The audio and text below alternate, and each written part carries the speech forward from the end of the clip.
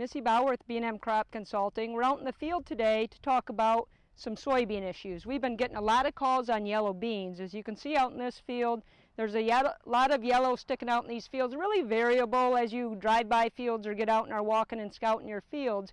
It's not everywhere, but it's certainly wherever this water is sat the longest. So as we've went now into the fourth week on and off of rain, a lot of saturated soils has certainly affected these beans. So when you look out there and you see these yellow beans, what's really happening out there is really what's going on kind of below ground. So I dug these up. It's important to dig them up, but as you dig these up and you take a look at the root system, there are very few actual nodules on these, okay?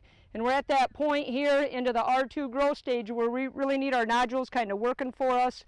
Here's another example here where there's just not a lot of nodules on these beans themselves.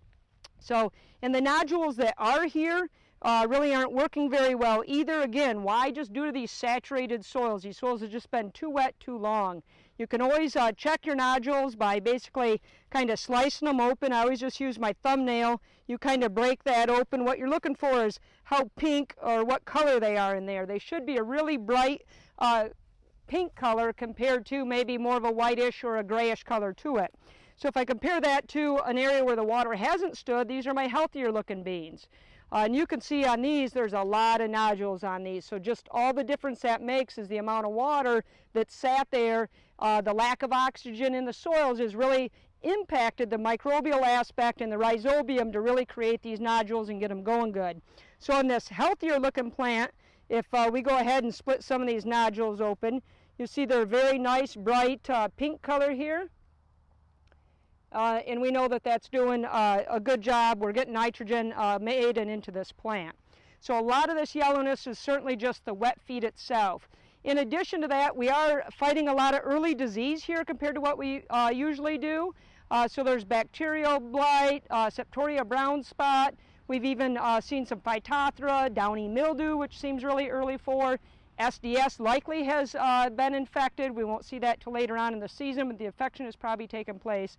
And then my other concern from a disease perspective is white mold. So as we're flowering here in these beans under these cloudy days, high humidity situations, lots of rainfall, our possibility for white mold infection is pretty great.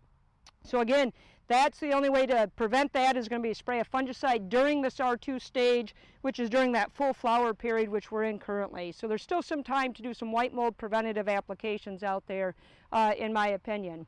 The other thing we're seeing, which is again something very early, is going to be the frog eye leaf spot. So a lot of times the frog eye, we won't see this really show up typically as we get more into that kind of August time frame.